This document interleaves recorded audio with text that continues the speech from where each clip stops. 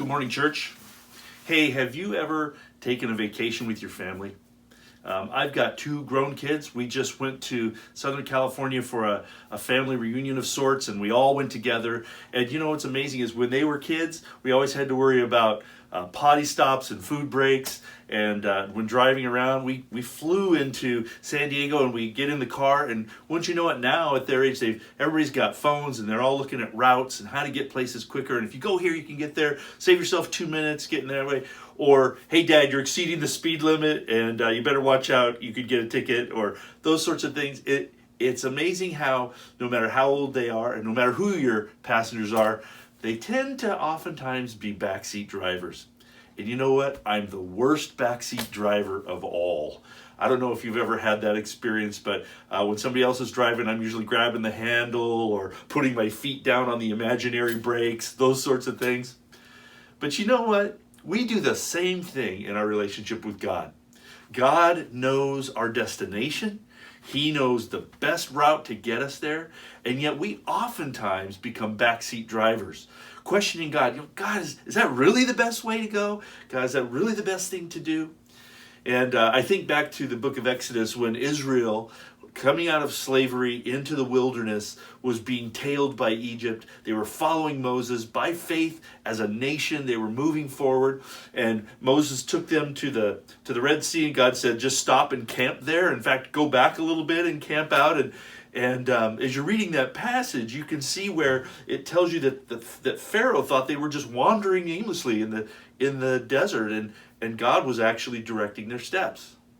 And then in chapter 13, God says, I want you to cross the Red Sea. Now, he kept them from going a particular route, which would have taken them through the Philistines, and they probably would have had a war.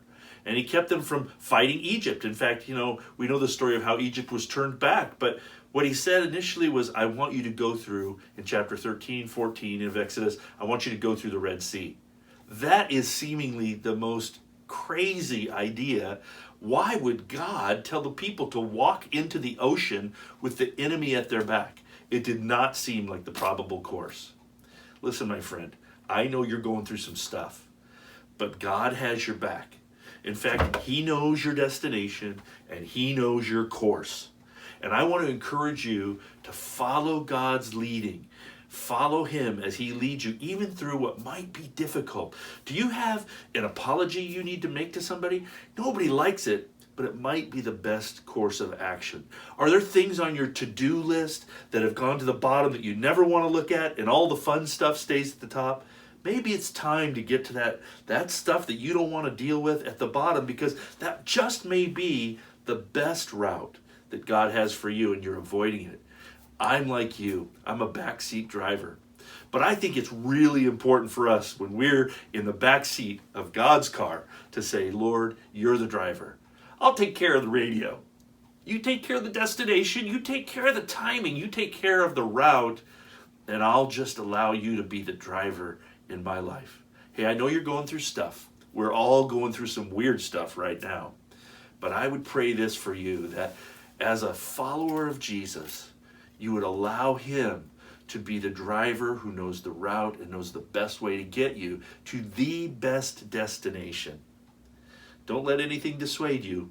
Be a follower of Christ. Hey, don't be a stranger. We'll see you real soon.